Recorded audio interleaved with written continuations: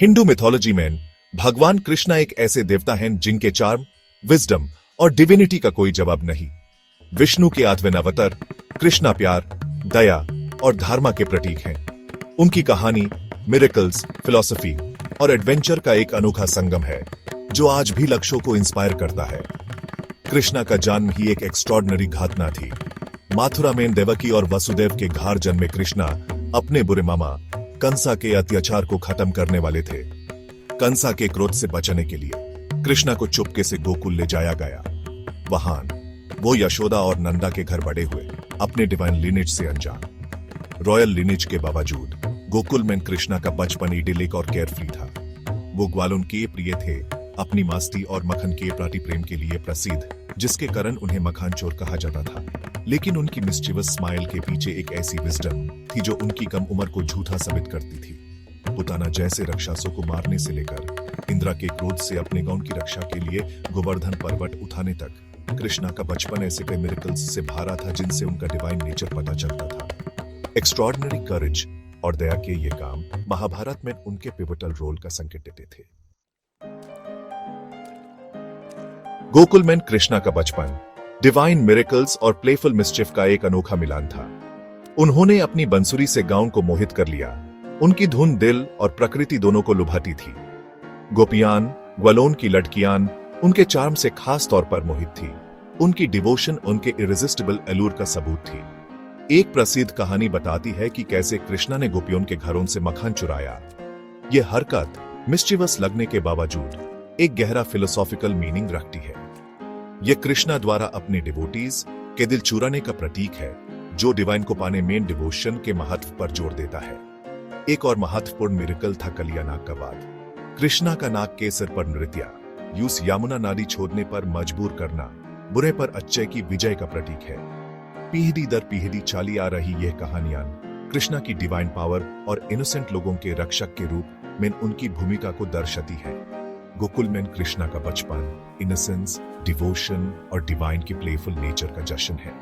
Charm और wisdom से भरी उनकी कहानियां हर उम्र के लोगों के दिल को छूती हैं, उन्हें प्यार, हंसी और नेगेटिविटी के खिलाफ अनंत लड़ाई के महत्व की याद दिलाती हैं।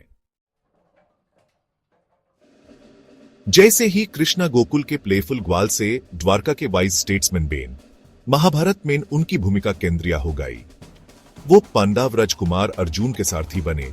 कुरुक्षेत्र युद्ध के दौरान उन्हें मोरल और एथिकल डिलेमास से गुजारते हुए मार्गदर्शन दिया। युद्ध के मैदान में ही कृष्णा ने भगवद गीता का उपदेश दिया, एक गहरा फिलोसॉफिकल डायलॉग जो हिंदू फिलॉसफी का आधार है। उन्होंने अर्जुन को ड्यूटी, राइचसनेस और सेल्फलेस एक्शन यानी कर्मा योगा के महत्व के बारे में बताया।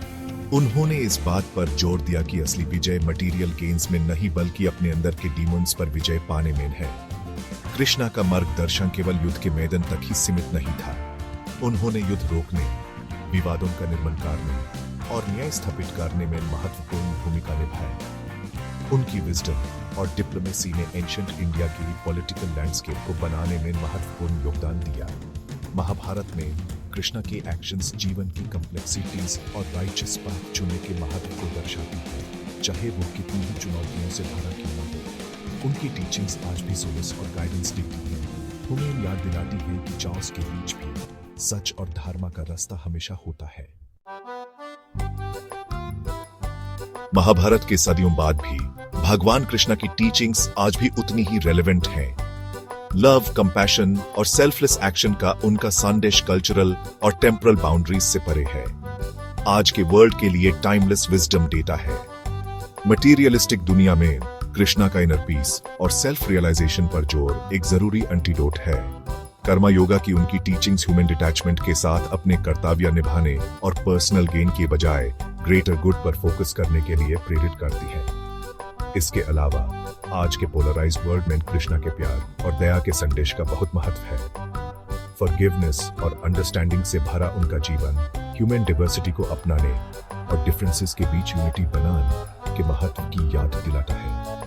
अपने डिवाइन प्लेस और प्रोफाउंड टीचिंग्स के थ्रू भगवान कृष्णा आज भी लाखों लोगों को सच, धर्म और सेल्फलेस लव में स्थापित जीवन जीने के लिए प्रेरित करते हैं। उनकी लेगेसी होप की किरण की तरह है, जो ह्यूमन फेथ, विजडम और डिवाइन की इटर्नल खोज की एंडरिंग पावर की याद दिलाती है।